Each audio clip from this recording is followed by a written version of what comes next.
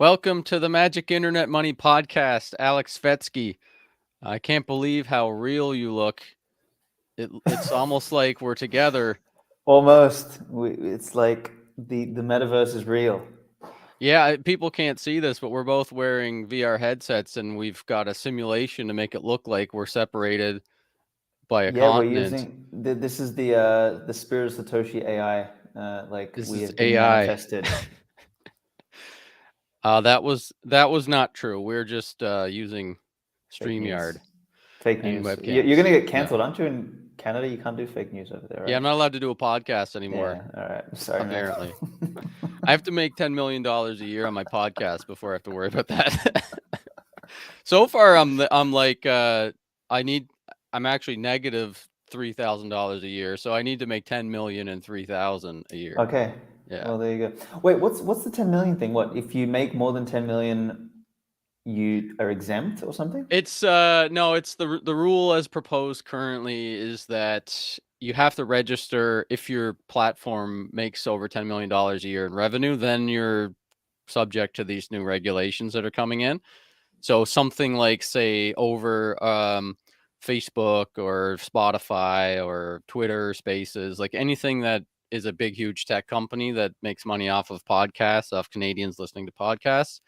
It's a similar thing to that news thing that they just did back in June, where they've changed the rules and regulations around serving up news content to Canadians. So in response to that, most of the news agencies just decided to not show content to Canadians. So news can't be viewed in content.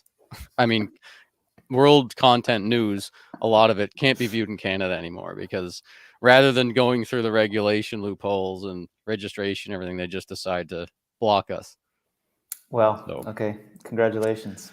yeah, so VPNs help you get around it, but it's difficult. I mean, it didn't affect a lot of the censorship stuff and freedom of speech and free speech and sound money, all these topics. I mean, we're kind of getting into the podcast here with this conversation a little bit obtusely, but it makes a lot of sense.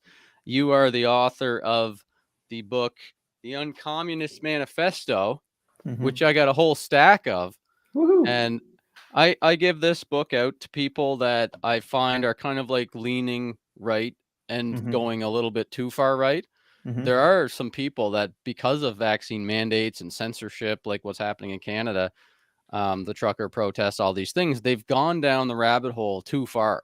And they're Mm-hmm. starting to believe in conspiracies and they're starting to lose tether with like what is likely reality and what is likely just ineptitude from our government, etc. Mm-hmm. Mm-hmm. So I love books like yours where I can kind of give this to people as a reality check to have them come more towards the center a little bit, and like Mm-hmm. understand you got to be skeptical, but don't, you're being just as gullible by believing everything is like, a Lizards.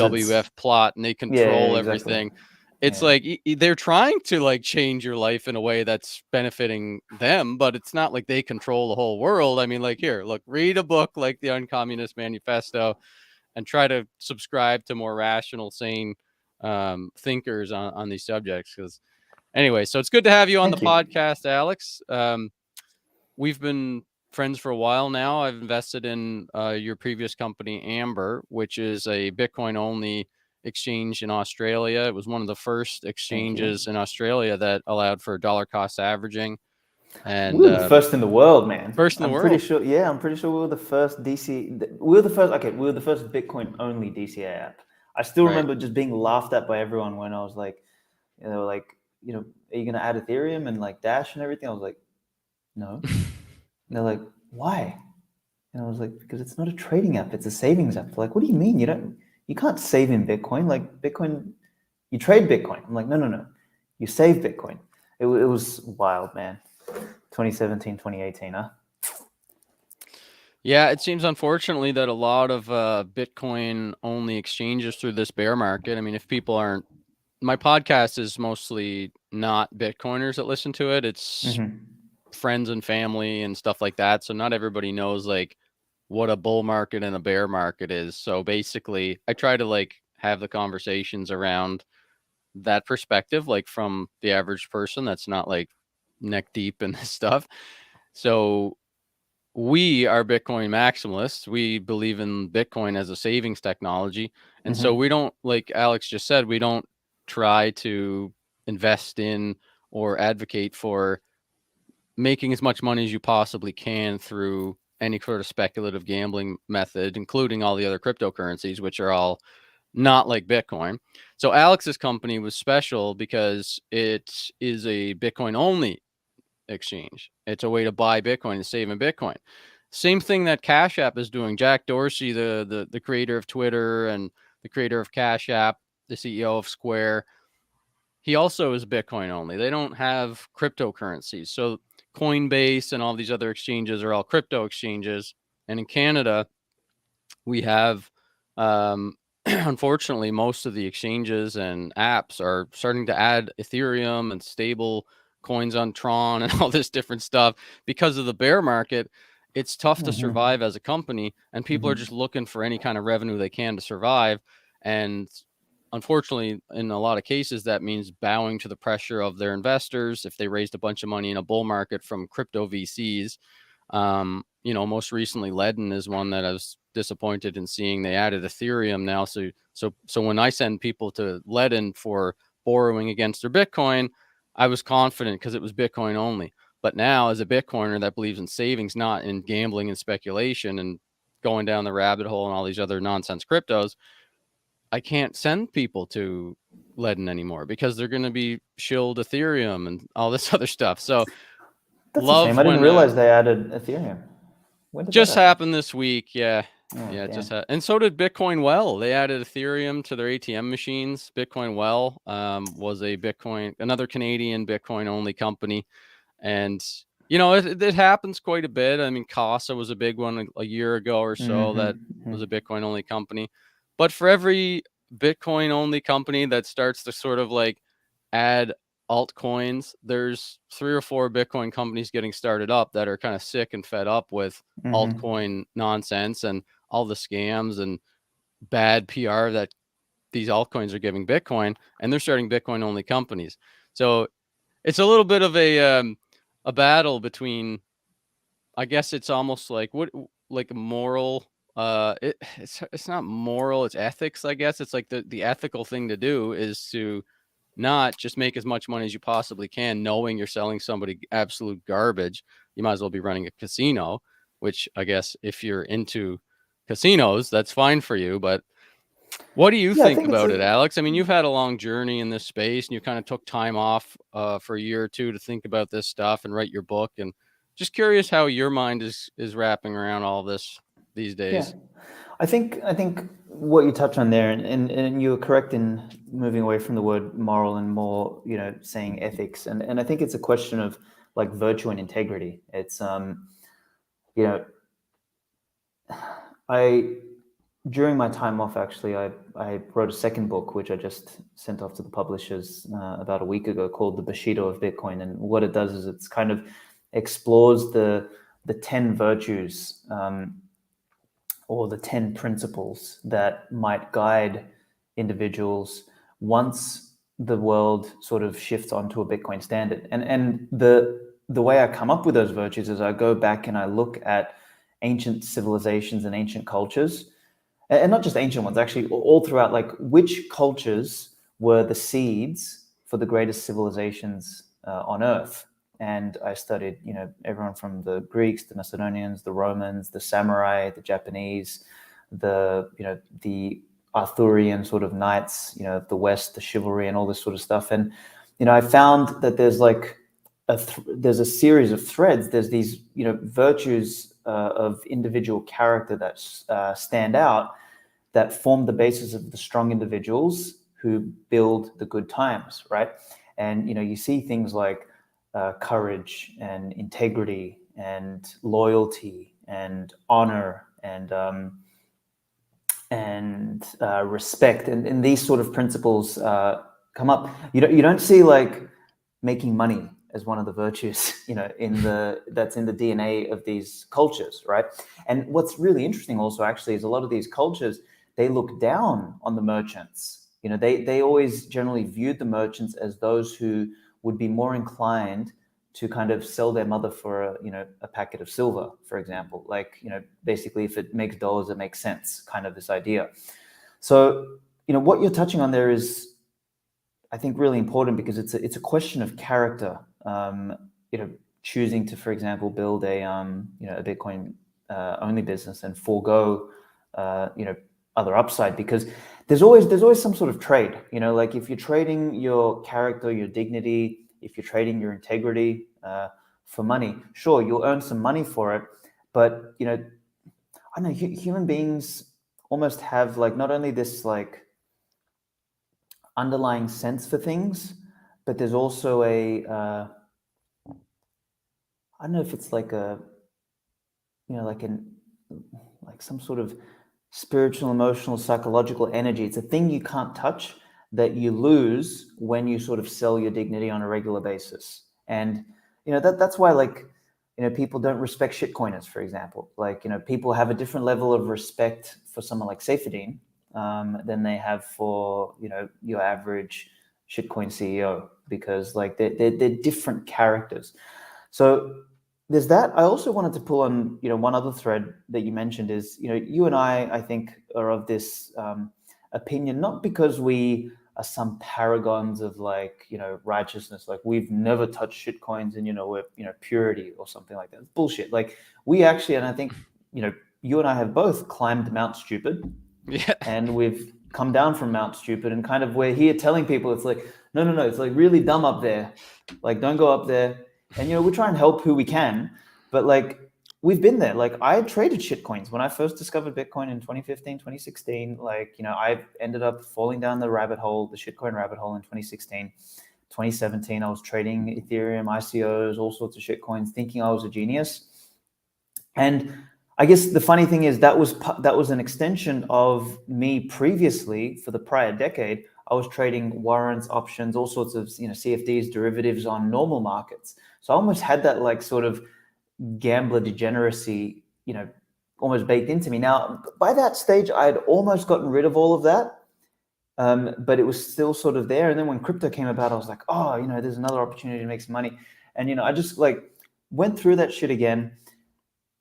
I didn't lose a lot of money. Like, I actually initially made some money, but in the end, I think I was up in US dollar terms, down in Bitcoin terms. And I just looked at the amount of time and energy I wasted on all of it. I was like, Jesus Christ, like, what am I doing? Like, I wasted a decade trading the regular markets, thinking I was a genius, when all I had to do was buy Amazon stock by just $10 a week, and I would have been 100 times further ahead. All I had to do was dollar cost average. And I realized the same thing. And that's really what triggered me to come up with the idea for Amber, was that, I thought, shit, Bitcoin is Amazon 2.0, post GFC, right? It is like, it is, but so much larger, so much more significant.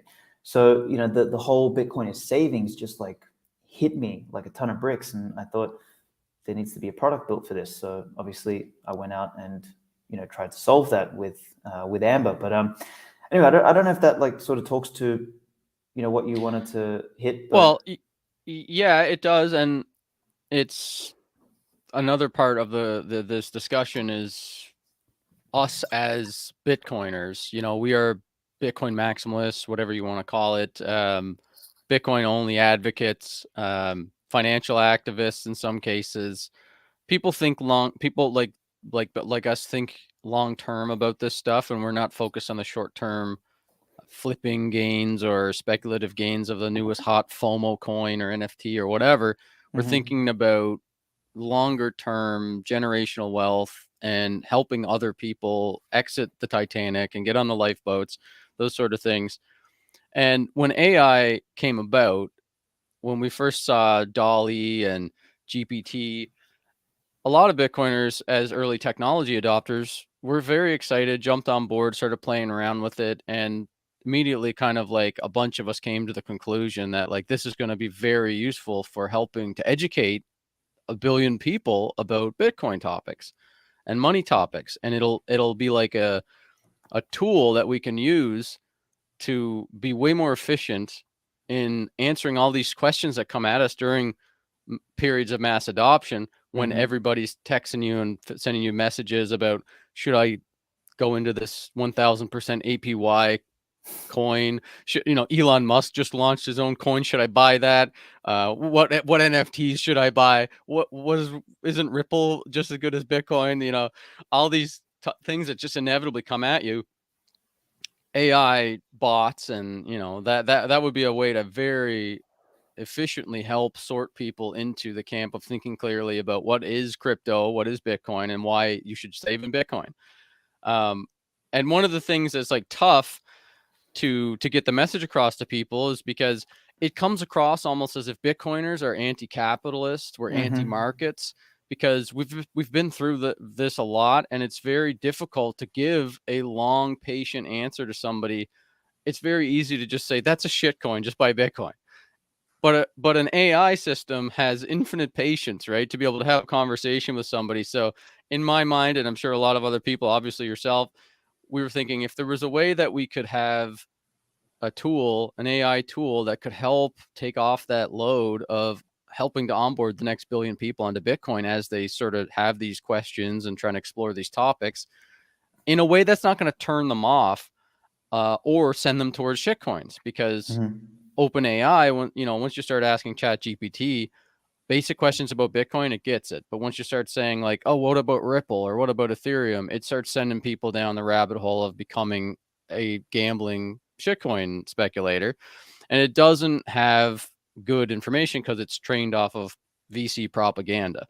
All these crypto VCs have been spending hundreds of millions of dollars over the last few years to produce all this content that basically builds the case for why blockchain is the future, and it's not just Bitcoin, and you should be looking at Web3, and you should be invested in DeFi. And so all this content that's been produced has kind of been what's been used to train this ChatGPT model, which ends up giving you terrible advice and doesn't give people good advice. So Aleks, maybe you can kind of like describe your thought process, how you got from Amber to what you're doing now, and then discuss it from that perspective of like, how do you balance it so we don't go too far the opposite end, so we don't have like a Bitcoin maximalist, a toxic Bitcoin maximalist AI that just tells everybody everything's a shitcoin. Yeah. Look, I think I guess the journey here, maybe we'll start there. Is I, as you said, took a little bit of time off, to write the book, have my own personal time, get married, figure out a place to move, and all this sort of. Whoop. Did you lose me? No, still Yeah, here. sorry. Right. I tried to highlight your face, and I just highlighted my own face and removed you from the stream. Beautiful. So start that again. Sorry. So I was I took a little time off to write the book and get married and travel a little bit, etc. And along that path, I was wondering like, what am I going to do next? Am I going to become a content creator? What am I going to do? And then obviously ChatGPT popped out. And me, like you, like many others, were intrigued by it. I was particularly intrigued by this idea of like, oh wow, something can actually construct coherent sentences and essentially speak like a human. And me being interested in language, being a writer, being someone who enjoys that sort of craft, I found this really interesting. So I went down the rabbit hole, and I was quickly like both impressed but also a little bit disillusioned by, okay, this thing is very easy to guardrail, or it represents it's almost like a mirror on the model of the world that it has been trained upon. So I started asking the question of, okay, could I get it to talk like Jordan Peterson, or Marcus Aurelius, or pick your character, right? And that was the original sort of thought process. But what we found in doing that, like we took a bunch of different approaches, and sort of like the approach that caught a lot of steam all over the internet, was like, oh, train ChatGPT on being Warren Buffett or being Ray Dalio or being insert personality. And the way they were doing it was, without getting too much into the weeds, was they would take a corpus of information or a corpus of data from a particular individual. They would turn it into these sort of like chunks, like, so they break it up, basically think about it in paragraphs, and then they would turn those paragraphs into numbers that a language model could read. So they essentially built like a database that an underlying language model could talk to and use as almost like a prompt injection in its response. And what we found though was like, so we successfully built like a Jordan Peterson model, a Satoshi model, and all this sort of stuff using that method.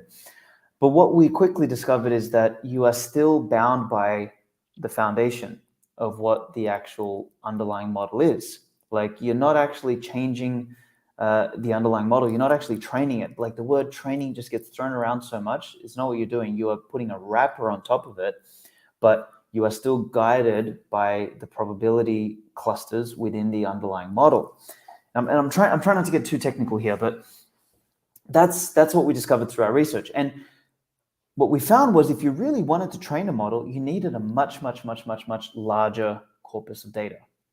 If you wanted to do a proper fine-tuning, if you wanted to really change the weights and biases. And no individual really has enough data out there on them. But Bitcoin as an idea, as a concept, as a theme, or as a domain has loads of data. Like, how many articles, how many Bitcoin thought leaders, how many books are there, podcasts, YouTube, all this sort of stuff. Like, there's a load of stuff out there. Now, obviously, most of it is noise, but if you can go in there and if you can like clean it up, structure it, you might actually have enough data in the Bitcoin domain specifically to produce a model, retrain the weights and biases, and have it by default actually produce a Bitcoin-like or a Bitcoiner-like answer. And the question then is like, what does that even mean? Well, a Bitcoiner-like answer would be a mirror of the general consensus or the general principles or the general model of the world of this collection of Bitcoin resources. Now, we took it a step further with, we combined Bitcoin resources and we partnered with the Mises Institute, because a lot of the Austrian economics ideas or the libertarian ideas basically underpin Bitcoin. That's sort of like the soil within which Bitcoin grew as a plant was sort of the Austrian thinking or the libertarian thinking. So we kind of combined all of that, and we started on a journey to build an actual language model from scratch that represents or that mirrors the model of the world of this sort of collective domain or this type of thinking. And yeah, man, that's the journey we've been on. And the hope is kind of like what we said at the outset, is instead of your stock standard answer, like we tried one yesterday with inflation, like every single model, I guarantee you, whether it's an open source model, closed source model, etc., unless you try and really prompt your way into getting it to like respond in a particular manner, they will tell you stock standard, because this is the mainstream consciousness. Inflation is a sign of a healthy economy, and if a healthy economy is growing, things are inflating.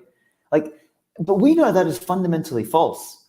And what we've managed to do, and we had this a bit of a recent win actually with a 13B model, which is still a very small model, but it's like it's starting to get to a decent size. The answer was straight up, no, inflation is bad. And if you're earning, if you're getting paid in money that is inflating, you are getting poorer, like you're losing purchasing power, or whatever it said. And we were like, holy shit, yes, like this didn't require a prompt. It didn't require me telling you, oh, pretend you're Mises and like give me an answer. Like, it was just straight up, that's what it spat out. Awesome. So this to me tells me that it may actually be possible to almost embed like a particular model of the world that is like, our Bitcoin model won't be as broad as ChatGPT. It's not going to be able to like riff on everything, but at least within this domain, it's going to be more accurate and more in line with the essence of what sort of Bitcoin and the sort of libertarian Austrian economics thinking is. So I'll zip my mouth there for a second, but that's a bit of an intro. That's exciting. That's really cool. I mean, if you zoom out and you think about this, like this, we talked about this a few months ago, before I went to Cape Breton and disconnected for the summer. I invested in your company, and just for full disclosure, people, I don't have sponsors on this podcast, but what I decided I was going to do this summer was like I'm just gonna have interviews with all the founders that I've invested in, and talk about their companies and what they're doing. I'm not sure why I didn't start doing this earlier. I've done it a little Great bit, idea. but like, I don't do my podcast a lot. I do it like once a month, maybe twice a month. But I figure the best thing I can do is bring on founders of the companies I'm investing in and explore what they're building and why. So I'm gonna start doing that a lot more. But we talked about before. I had kind of, I think we all, not just me, but and you, but like other Bitcoiners and other thinkers, were coming to the idea that you really have, if AI is going to become, ubiquitous in the future, and if we ever get to AGI, artificial general intelligence, where OpenAI or one of these Silicon Valley funded, censorship ridden AIs becomes predominant in, people using it, forget about AGI, just everybody using it, it has an effect of more like spreading more propaganda than educating people and It's training Plato's people. cave, right? Plato's cave. It's like it's Explain the shadows explain are that. real. Okay, so like the idea of like Plato's cave is like it goes back to obviously Plato saying that reality is what you perceive it to be or what you are kind of told it is. So there's like this image of people sitting looking at the cave, and there's like some light coming in, and someone with like a little stick that has like uh, a bird-like creature, and it's like this is reality, and they're sort of showing you like on the screen what is reality, when reality is actually outside of the cave, and then you see the world as it is. So what these the point of that analogy is that I'll say it this way: what people see becomes their world, right? So if you depend on Google for all your information, for example, and you don't go past the first or second search result, reality or truth to you is the top two search results on Google. Right. If your social media feed is literally like the algorithm is kind of geared to what you like, or what the social media company thinks you should like, then that becomes your truth. That becomes your model of the world. So your model of the world is almost like given to you through like what you ingest.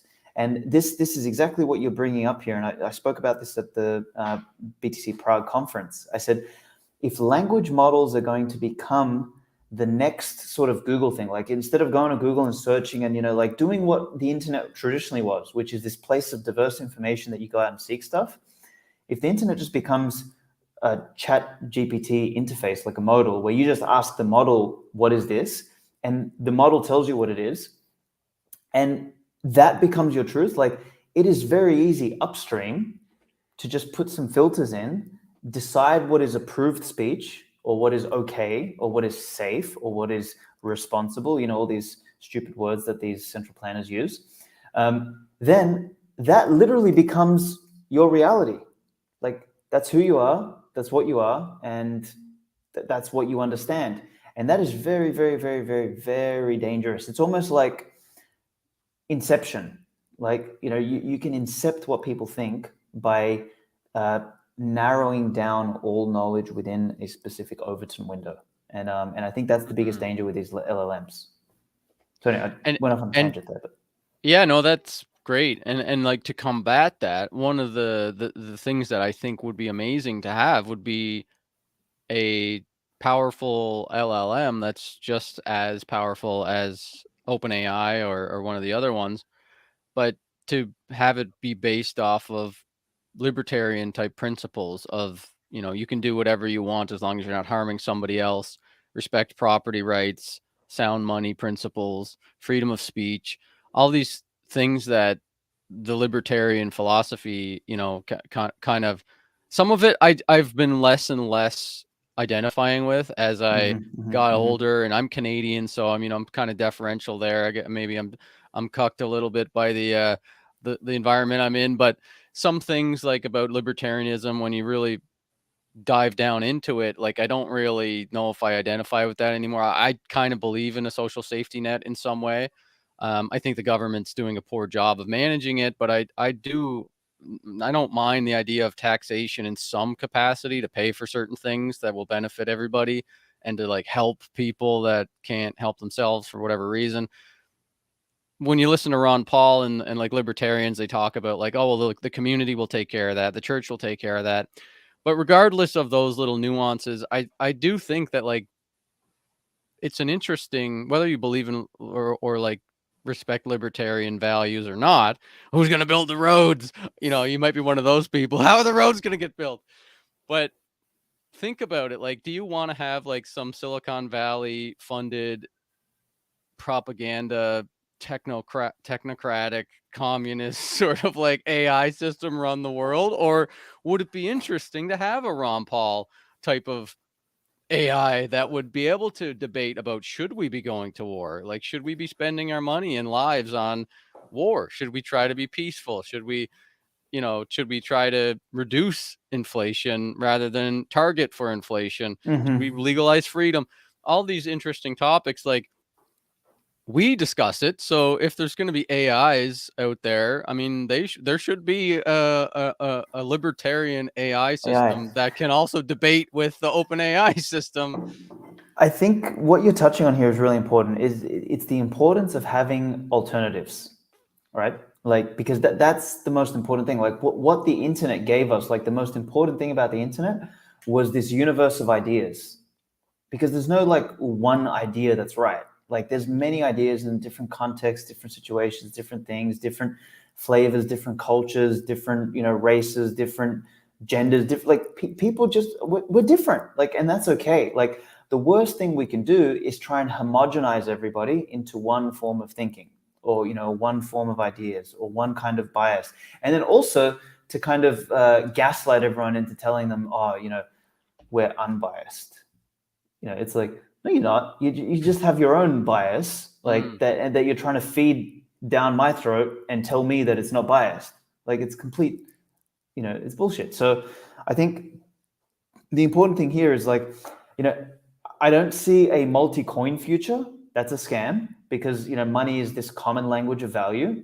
But I see a multi-AI future, because AI is a representation of ideas, and different ideas or different themes or different domains, I think, will be best served by different AIs. Like there will be language models that represent those communities or those domains better or more accurately or in a more nuanced way. So kind of think of it like, if you want to get some general information, you might go to Google and search for whatever. But if you want to get into the details, you'll go on a forum. You'll go into the forum, you'll ask questions, and you'll kind of like dig deeper, and you'll understand a particular topic with way more nuance going into the forum than you Yeah. will with a surface level thing on Google. So like, I think the chat GPTs of the world will always exist, but it's incumbent on us to build domain specific models and work with communities to build domain specific models. Like, there could be a model for gun lovers, for example. Like, I can't imagine like the amount of questions someone might have about, what gun, how to shoot, this and that, about bullets. Well, like, there should be something that represents that. If you go ask ChatGPT tomorrow about a gun, it'll be like, whoop, red Yeah. alert. Someone asked me about a gun. Sorry, I can't answer anything. Now you're But on a list. exactly, straight up. So like, we need these alternatives, and I think that's what we're trying to do here with Spirit Satoshi in particular, is that it is a Bitcoin-esque alternative, that should have like, and I guess I use the word libertarian lightly purely because there's just a good overlap between that and Austrian economics. But really what we tried to do is like get the economic principles embedded within it. Like, it should know that money print are bad, like it should know Yeah. that the central planning bad, like all that sort of stuff. The model should have intrinsically embedded within it. And if we can accomplish that, you just have a different model of the world in it. So no matter what you ask it, it'll come from a place that is like, I guess that implicitly values decentralization and soundness and savings and things like that more higher than the alternative. I think it's super interesting, like whether or not, again, like whether or not you agree with libertarian principles, it's a really good thought exercise, and even for yourself to be able to talk to and debate with an AI system that is trained off of libertarian principles, whether you're a diehard libertarian or you're totally against it, or you're like diehard Keynesian economist or whatever, you should be able to like have a real debate with an AI where it's not just going to gate you and and gaslight you and all this stuff. I think it's interesting. I think it's only like is the world better off for having Ron Paul? I believe so. Even though Ron Paul he didn't win the election, and the mainstream media lambasted him, called him a kook, and spread false information about him and his beliefs. And you know, the world is better off for those ideas, his message of anti-war and exposing the follies with printing too much money and like overtaxing and just respecting the history of money.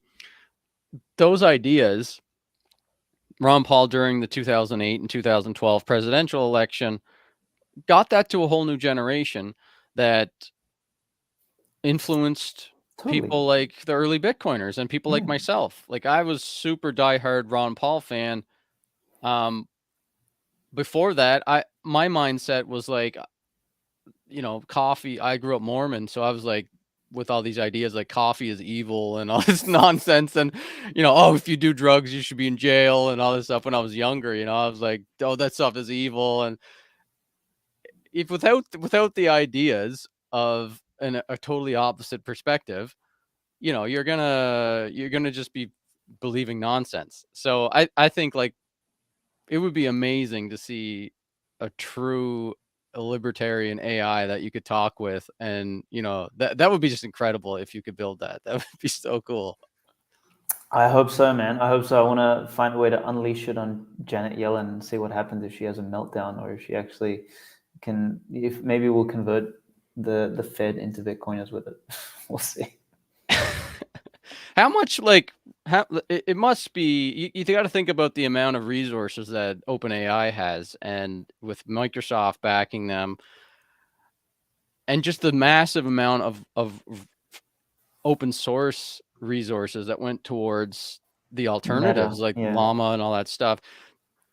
There's such a massive exodus of people from other industries, and especially crypto, like the shitcoin, Web3, DeFi, NFT industry, went into actually doing something useful, like building an AI system. So that was good to see that happen, like a huge exodus from basically financial engineering machinations that add nothing of value to society and just is literally in most cases scams, which is a lot of Ponzi schemes and stuff that people were working on this as if it was like the future of finance. And Mm-hmm. literally most of it was Ponzi schemes. I mean, I don't like Mm-hmm. to make broad statements in, everything is a scam, but the significant majority of it was like dictionary definition Ponzi schemes. And Totally. so people left that and they went to go work on the AI systems. Like, is anybody else thinking about it from this perspective that you're aware of, that any significant resources going towards just the idea, like the philosophical exercise of let's build a libertarian AI? Or are you the only person doing this that you're aware of? I mean, if there was anyone else doing it with any, I guess, uh, what's the word, like capacity to execute, maybe, like it would be perhaps the Mises Institute, right? But they weren't doing it. When we reached out to them, they're like, oh, this is a great idea, here's all the data, like, so I think we'll probably like work with them to build maybe not just the Satoshi one, a Bitcoin one, but we might help them build, like, we're talking about Mises immortalized, like, so build like a one that is more like just pure Austrian economics, and do that alongside them. Or maybe just our model can handle both, Bitcoin and their sort of stuff. But I don't think for our domain specifically, I think, our thinking is still fringe. And like when you look at whether it's open source models, closed source models, whatever it is, they're, I shouldn't say they're less interested in data, because everybody's hungry for data. Like, and there's also this big misconception. A lot of people, you've heard the meme like, ChatGPT was trained on the whole internet. That's actually a lie. ChatGPT was trained on something like 0.1% of the internet. Like, it's such a small amount. It's not even funny. What is it, like approved sources or something Well, like it's not that, even or? approved sources. It's just that most of the internet is just garbage. You can't train Oh, on it. gotcha. Like, yeah, it's just like there is always going to be maybe like 3, 4, 5, maybe up to 10 orders of magnitude more data than what's actually consumable for training purposes for an AI, because the data needs to be in a really particular format, and it needs to be structured in a particular way. Like, for example, when we went and transcribed like 7,000 podcasts or whatever, honestly, we had more junk. We had to throw away most of it because it's just like, just pointless conversations. What did you have for breakfast? What are you doing? Blah, blah, blah. Like, it's just useless for a model. Like, there's like, you're not training it on anything specifically. So most of the stuff out there is just junk. So anyway, where I'm going with this is, companies are always hungry for data. There is actually a shortage, believe it or not, of clean data out there. One of the Trojan horses of what we're trying to do is, like, if we get all of this really good Austrian economics data, like, we're not going to label it Austrian economics. We're going to call it the open source economics data corpus, and we're going to try and like open source that, so that when other models are doing training, like, so when people are building future language models, just in general, what they do is they go and say, okay, where's the open source stack for books? Where's the open source stack for this, for that, for this, for that? And we're going to see if we can add our corpus in there. So that way, when they see the economics one, they just add that in there That's as really like a cool. standard thing. And you basically embed some Bitcoin thinking in these, because that just doesn't exist yet, as far as I understand. Like, no one has actually gone to the trouble of building that stack so that it's ingestible or useful for training into a model. And by us doing it for ourselves, we're going to try and like put that out there and Trojan horse Bitcoin into every other model that's open source, at least. That's really interesting. I've couple of things, okay? So just coming to mind, and I've always got Junseth sitting in the back of my head now these days, because I spent 2 years with him on Clubhouse during the bull market, and then the first year of the bear market in 2021 and 2022. And Junseth is like super adversarial thinker type of guy. He's contrarian, 100% Maximus contrarian type of guy. And he kind of like helped nudge me out of certain ways of thinking. I don't know if he was just trolling me or not, but he loves to play the jester role, but he's really smart. And he had a good point about Austrian economists, and most of the early libertarians and like the famous libertarians and Austrian economists missed Bitcoin, and actually like they have this kind of understanding that maybe is a misunderstanding, that store of value can only come from a medium of exchange that's widely dispersed in the economy. They believe, most of them anyways, it seems like, that at the time that Bitcoin couldn't compete with gold because it wasn't used as money in an economy, and you need to have that circulation of the money in the economy in order to get unit of account, to get store of value. And that's what a lot of the like early Bitcoin influencers ended up going to Bitcoin Cash, because they believe that trope as well. And they didn't believe it in from the perspective of what most of the Bitcoiners, who maybe, all of them weren't Austrian economists, wouldn't identify that way, or libertarians, that just Bitcoin is a better form of money, and you can have it as a store of value before it becomes a unit of account or a medium of exchange. And so like somebody like Junseth is like diehard Bitcoin maximalist type of person, although he probably wouldn't say that himself. I don't know what he would say. But, for those who don't know who Junseth is, he's this controversial Bitcoin personality who used to run a podcast called Bitcoin Uncensored back in the early Bitcoin days. And, he's kind of like a legend, but he also is very caustic in his communication style. So he's been banned off of Twitter for making anti-Semitic jokes. But he is what he is. You gotta take it for what he is. He likes to push the boundaries, and he likes to communicate in ways that make people uncomfortable. But he's a really smart guy. He enjoys making people squirm. And for that, like, people called him like sexist and stuff, because whenever he would have people on his podcast, especially if it was women in the industry, he'd ask them really tough questions, and then sometimes they wouldn't be able to understand it, and he would have a fun time. But he would do that with everybody, not just women. But like, people called him sexist and racist and anti whatever. So But Junseth does have good points when you peel that the Totally. onion layer back. So what do you think about that? Like, how do you make a Austrian economist trained libertarian AI system that takes into perspective and takes into account the opposing views of other Bitcoiners, say, even not just lefty commies and stuff like that, but even other Bitcoiners who aren't subscribed to Austrian economics, and maybe they do believe that there is value in a global index of stocks like a Vanguard 1000, and they think like financial literacy to them is having 5% of your net worth in Bitcoin and owning property, owning stocks, owning bonds.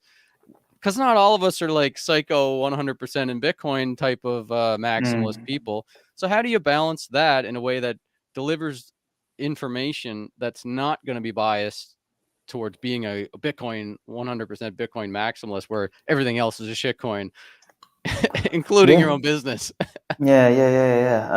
I honestly, I don't know how to answer that question. This like I don't think there is a straight up answer. I think it's going to be a game of just experimentation. Honestly, like I think we've got to tinker and experiment our way into uh, a model that like is conversational enough to kind of reason with people, but also have like an objective tone, you know, something that you can actually have a discussion with without it like sort of writing you off and stuff like that. I don't know, like we're trying to get the first step right will be model of the world. Like we just wanted to perceive, you know, within a, you know, particular dimension.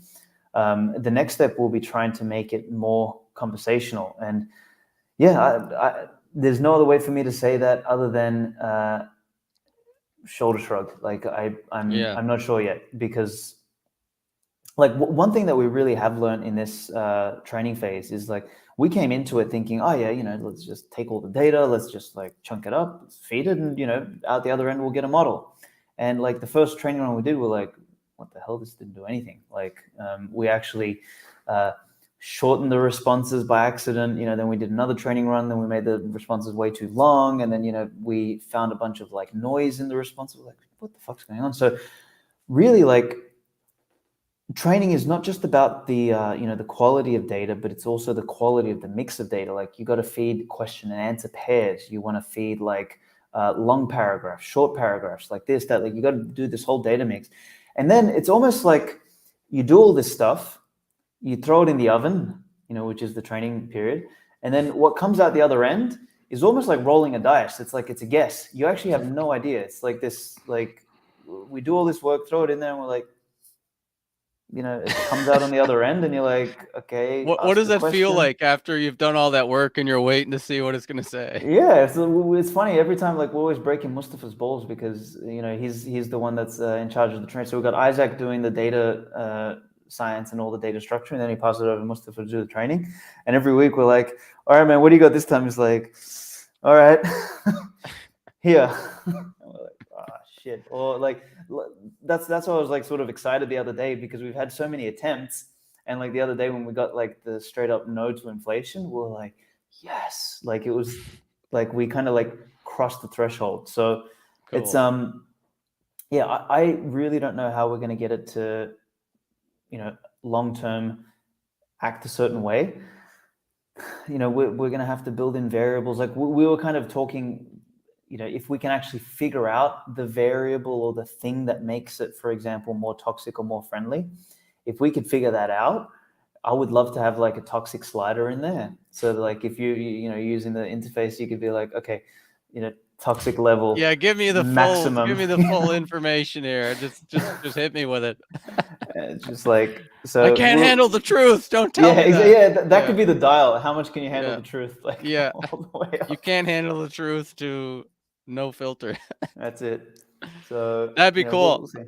Could you do it in a way that like it's almost a Socratic method where it asks you questions back to understand where you are, or get like, because I was thinking about that from the perspective of the screenshots you sent me earlier, where somebody said like the question about inflation, right? Um, this is something that the Socratic method of questioning would help with, where Mm-hmm, mm-hmm, it mm-hmm. would ask you back a question like, well, why do you think inflation is good? And then you can type it some answer. And then it's, rather than trying to figure out the answer to the question, it tries to figure out your intention behind the question, and then educates you a little bit more about, like, why, if someone asks it about Ethereum, it would be, well, why do you want to know about Ethereum? And then, rather than it just going from this canned response of like, Ethereum is centralized and it's not good properties of sound money, and it's, was pre-mined and all this stuff, spouting off all the things that we know is not good about Ethereum. It's captured by, the nodes are highly concentrated and all this other information that we have about it. It could say, well, why do you want to know about Ethereum? And maybe the person's just like, I saw it recommended from somebody to buy it, and I figured it's going to go up in price. And then maybe you kind of go down that path of conversation about price, and likely what makes a Bitcoin versus Ethereum likely to go up in price over time. Maybe somebody's like, oh, I heard Bitcoin mining is centralized in China, so I wanted to buy Ethereum because it's proof of stake and it's more fair. And then you go down that question of like, okay, well, let's discuss proof of stake versus proof of work. Proof of stake is actually just the rich get richer with no extra work, and proof of work is actually a more fair system, blah, blah, blah. It would be really neat to try to experiment with that, where you could build like a Socratic Bitcoin LLM that Totally. comes back at you with questions. Totally. So we've sort of spoken about this internally. It's like, how would we go about doing that? And I think that would almost require, like, let's think of it in almost like, how you got Bitcoin and you got Lightning, like, you've got these layers. I wonder if, and I'm just sort of spitballing here in terms of how I think we would approach this, but I would guess that we'd have this base model, that sort of has, like, Bitcoin intelligence or Bitcoin likeness. We would have another piece would be this like whole database of like Bitcoin information that we vectorize so that we can reference when needed. But then you might almost have like kind of like a micro model or an intermediate model or something like that that functions as a questioner. So when you get like a response, the first thing it does is it like it takes the response in from the person. It asks our model like, an idea, and then it translates the response into a relevant question back, and kind of like almost, Right. you can't see this happening, but in the background, like, it would sort of go through a loop. It might take longer to get a response, for example, but it would actually act like a Socratic thinker. It'll just like respond to you with the inverse of the question, inverse of the answer through a question, and it'll take you on a journey that way. So that might be one way of doing it. But yeah, that would be a really cool like setting, like, or a mode, like you could have it in there and you could turn it to like Socratic mode, and like, well, even it's like you were saying earlier, like the default method for communicating might in the future be these like interactions with AIs rather than just going straight to Google. And a lot of the time, just in human communication in general, people don't really communicate their intention. They ask questions or say things or respond to things without really like giving their intention, honestly. And when you ask a follow-up question, then typically you get to, you get you to the like meat. dig. Yeah, you got to get Yeah. to like, what do you actually care about? Why are you asking this question? Like, what is, and like most times people are just programmed with automatic sort of general responses to things, and they haven't really thought too deeply about it. When you start to ask them about it, like at a deeper level, they maybe actually completely disagree with themselves. And so just unlocking that, would be useful for an AI system that would really be trained about like philosophically trying to answer questions about right and wrong and ethics Totally. and money and things like that. So that, I mean, that would be the ultimate psychologist, really. Like, you could like transform all of the psychological field, because that's essentially what psychologists try and do, is they try and find these incongruencies around your limiting beliefs. I mean, at least good psychologists, like, most psychologists these days, I think they just try and turn you into like a pill popper. But, like, good psychologists are there to try and understand, what your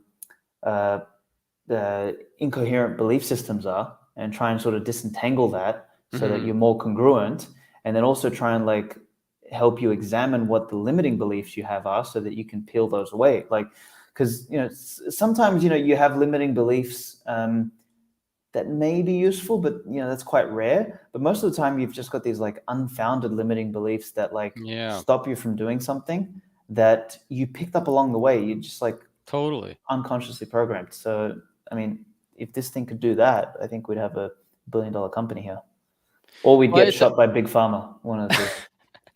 it's it's a sales thing too. I remember learning this sales tactic like years ago, like 20 years ago, that when you're trying to sell something, and like let's say in the instance of Bitcoin, if I've had this happen to me multiple times where I'll talk to somebody and they'll say, "Oh, isn't that a Ponzi scheme?"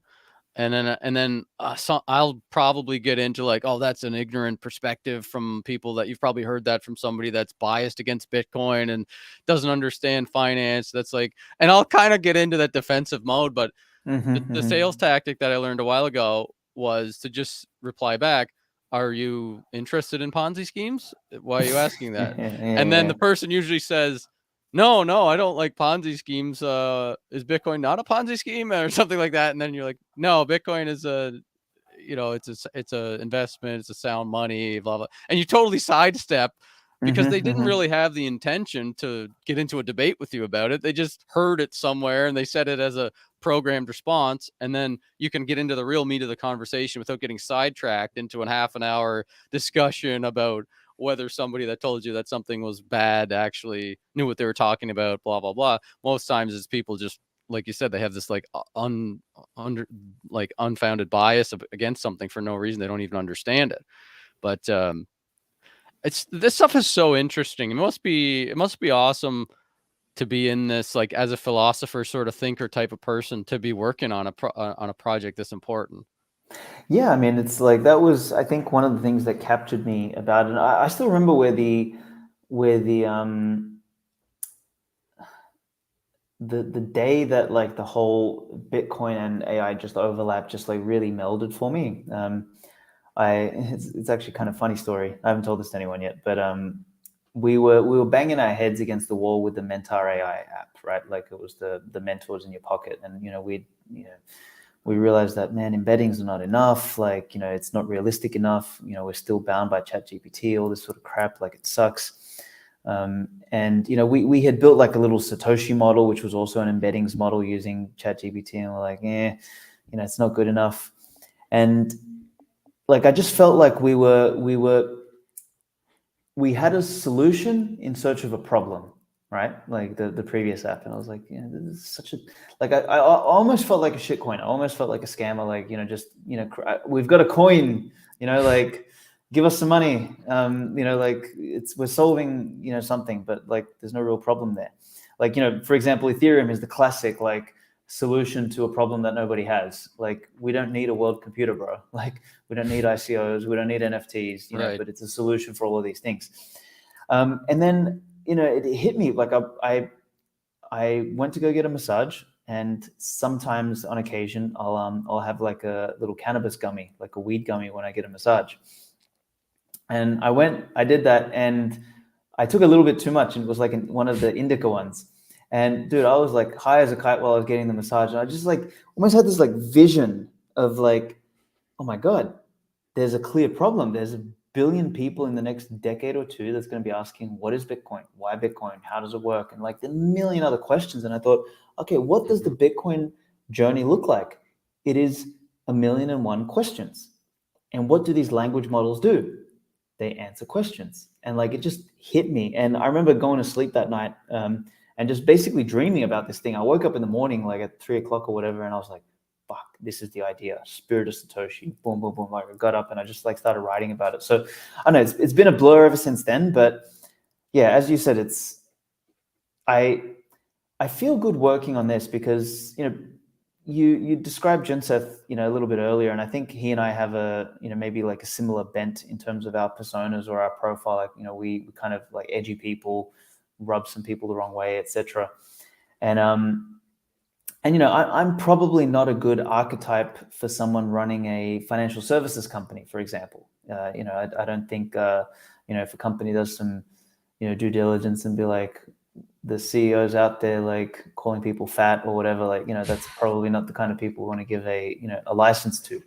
Whereas this thing is like it's a linguistic model. I don't need any, banking licenses or regulatory approval and stuff like that. We get to build stuff. And I don't know, I find that really cool. I think it's just something that seems to fit. And, I've got some big vision out of like what we want to do here. I just obviously shared something with you prior to the call, but like around, Bitcoin is a very important, very necessary, very underexplored and misunderstood domain, right? Like most people don't get Bitcoin.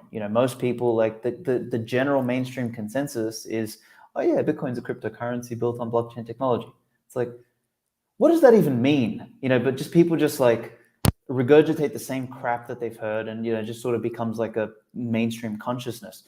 Like, so you and I know that that's not the case. And if we can master something in this domain, if we can build a framework for doing that, I think there's many, many, many other domains that you would call alternative, that don't fit within the mainstream narrative, that I think we could replicate this for and almost help, communities. Kind of what we were talking about earlier about the forums, right? Is like, these forums, these communities, like there's specific brands, products, services, that go and service those customers. Like if we could help build a language model for these, either the businesses or something that represents the community, I think each one can have its own, and we can maintain, I guess, color of idea and opinion. And when I say color, I mean diversity in the truest sense. Is like differences.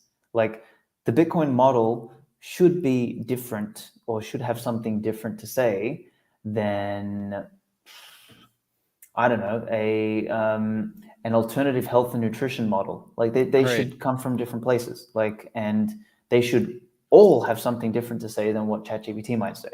Yeah. This, I think this actual diversity is really important. This maintaining diversity of ideas and like seeing how we can like crack that nut and make it available to more communities and more things like that, I think is a worthwhile pursuit. Now, who knows? The other thing, I'll just finish my train of thought here, is the other thing that's really interesting about this is I don't even know if all of this is possible.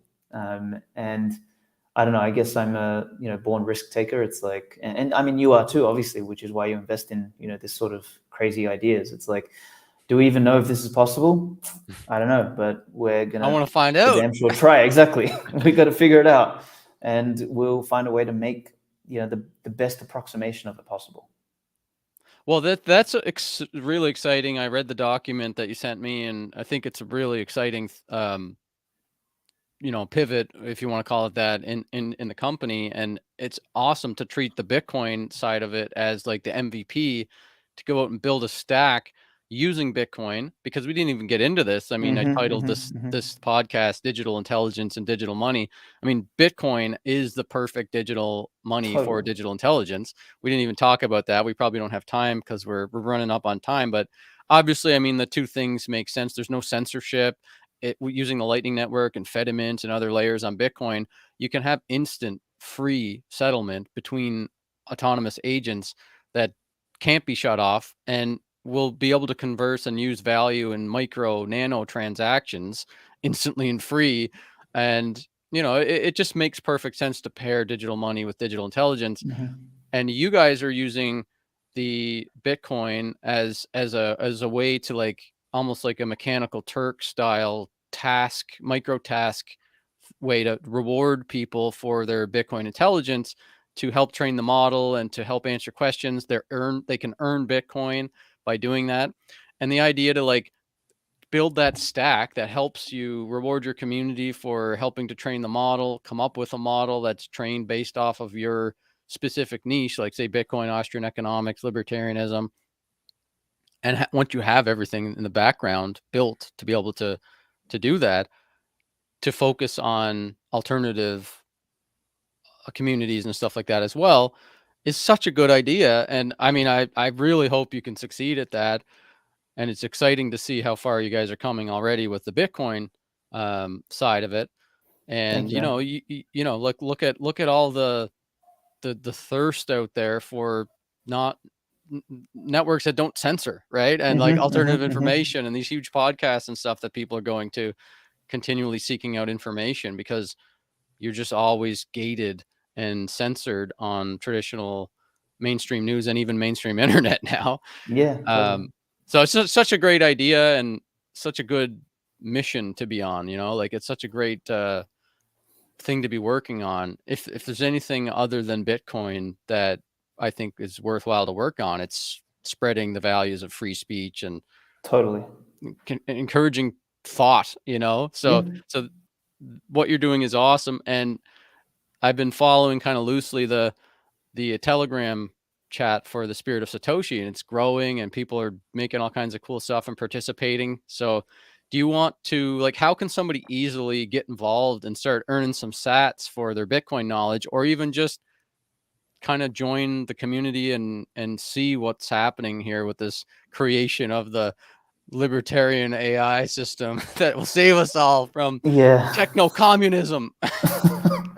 um, so I want to pull on one thread before I get into that, which is something you mentioned. It's like part of what we've had to do to build this, and we're talking about community earlier, right? Is we had to create a mechanism for community members to be involved in either the data cleanup, the data verification, even the data creation stage. So we basically built, like you said, a mechanical Turk, or like a Bitcoin training tool, for lack of a better term, which allows anybody who's got a bit of Bitcoin knowledge. So think of it as almost like a proof of knowledge. Like you've got this Bitcoin knowledge in your head, and it's basically useless outside of, unless you're working in a Bitcoin company or you're, yelling at people on Twitter. Like, you've got this like storehouse of knowledge in your head. Well, how about you come and take that knowledge and you help us curate data, clean some data, or generate some, Bitcoin related data, like have your impact on the model. And we've built like an interface for people to do this, where they can log in with Lightning, they can log in with Nostr, they can log in with their email, they have an account, and they can go and participate in this, and they earn sats. And we've got this kind of like consensus model in the background, which is, people who, like let's say you create a piece of data in there, it needs to be approved by multiple members, so that way it gets counted. And if it doesn't get approved, you don't get any points. If it gets approved, you get points, which are, basically sats. And, we've got this whole mechanism in there to try and keep people honest and keep the quality high. But the end result is that you can use your knowledge to generate income, and we've got, like, for example, people from Africa, like Master Guantai. He's you introduced me to Master Guantai, right? Yeah. Yeah. So he's working out of Africa. He's our Africa ambassador, and he's teaching people, and people who are learning from him. He's like, okay, well, now you've learned something with me. Go on Spirit of Satoshi and go and apply that knowledge, learn a little bit more, and actually earn some sats. And people can just redeem the sats. They can be anywhere in the world. They can be on a freaking island. They can be in Africa. They can be in Salvador. They can be in America, Europe, Australia, wherever, and they can actually not only earn some sats, not only train their knowledge and put their knowledge to use, but they can also actually have, like, put their own input into something that is going to Yeah, be that bigger that than helps with them. the diversity that you were talking about earlier. There's people from all over the world with different life experiences may answer questions differently or have a different perspective that will all go together to make this thing have like a more diverse and inclusive sort of messaging and language around it, hopefully. Well, it will help find something that is like, and that's really what we want here, is like we want it to be, a more relatable expert that you can trust. So Yeah. anyway, the end goal here is that people can actually earn sats for participating. And that's, I guess, to answer or to reply to what you said earlier, is like, how can people do that? Well, it's really simple. They just go to spiritofsatoshi.ai, and there's a button there called Help Train Satoshi. Click on that. There's a little form they fill out.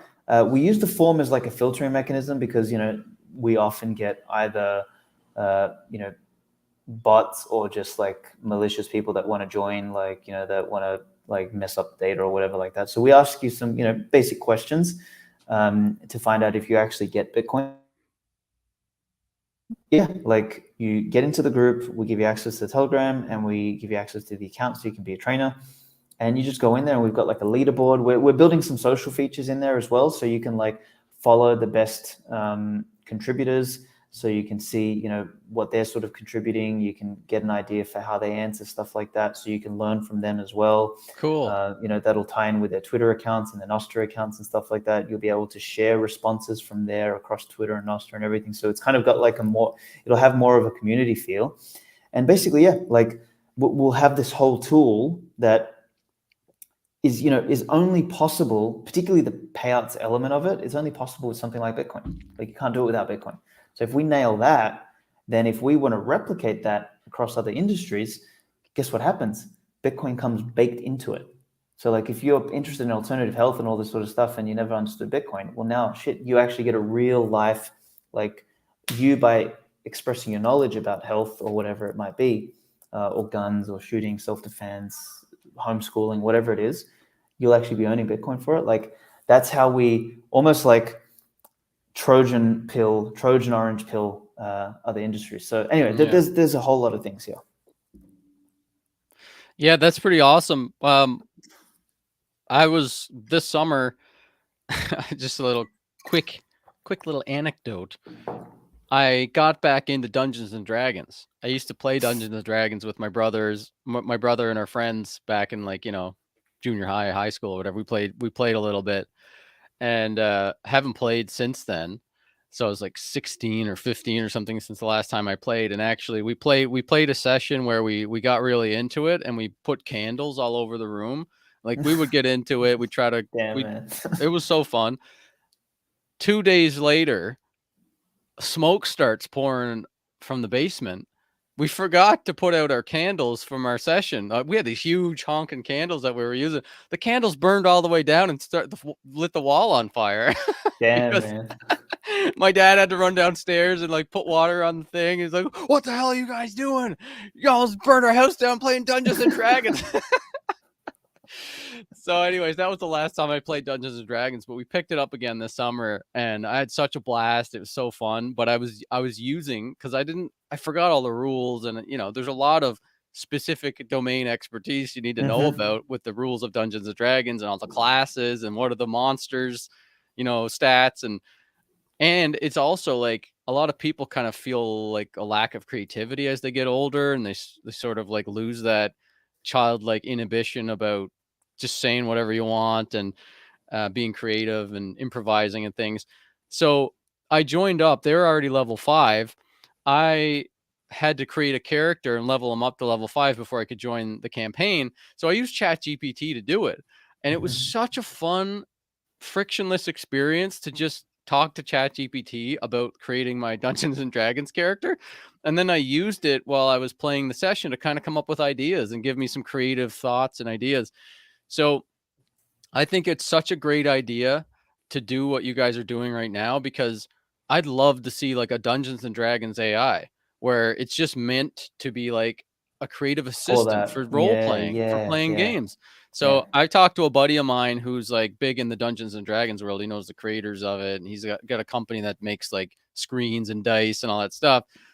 He loves the idea too. He wants to do it too. So when you're ready, Aleks, I'll be your first customer for the system. We'll create the Dungeons and Dragons Dungeon Master AI system that will use the Spirit of Satoshi platform to train it and create the system. Giddy I'm up. down. First Giddy up. customer. Giddy up. I All guess right. Mises might be your Done. second customer. Second customer. Whatever. Who cares? You can be first. Let's do Dungeon Master first. I guess Misa's already taken Yeah. care of. But yeah, man, I think I think we're onto something. We just got to like take it to the next level now. That's as with all businesses, like our dreams and aspirations are bigger than the resources we have at hand. So we got to like find some extra resources, and we just got to like keep growing. It's gonna be a crazy Awesome. journey. Well, so it's spiritofsatoshi.ai. That's the one. Everybody that's kind of like curious about it, like it's really interesting. Everybody should go check it out, and you can get paid to help train the AI, or even just follow along and see what's going on inside of the Telegram room. Can they get to the Telegram room from that website? Uh, Once they submit the form, when we approve, we send them the Telegram group. Okay, cool. Yeah. So to get into the Telegram room, you got to fill out your form and hopefully you get approved. And they can You get start. approved. Yeah, like Okay. it's really easy to pass. There's like some lowball ones. It's only like absolute like you know shit coiners or people like that like answer the question wrong. Like I don't want to say what the question is here because it's gonna allude to it, but you'll see Okay. it. Like if you know anything about Bitcoin, like really simply, you'll get this one. Cool. All right. Well, thanks a lot for coming on the show, Alex, and Thank you, Brad. look forward to seeing the progress of the company Thank you, my friend. Thank you and the for system as a backing whole. us, for the belief, for the faith, for everything. I really appreciate it, man. I'm glad to be on this journey with you. All right. Thanks. I'm going to end it now.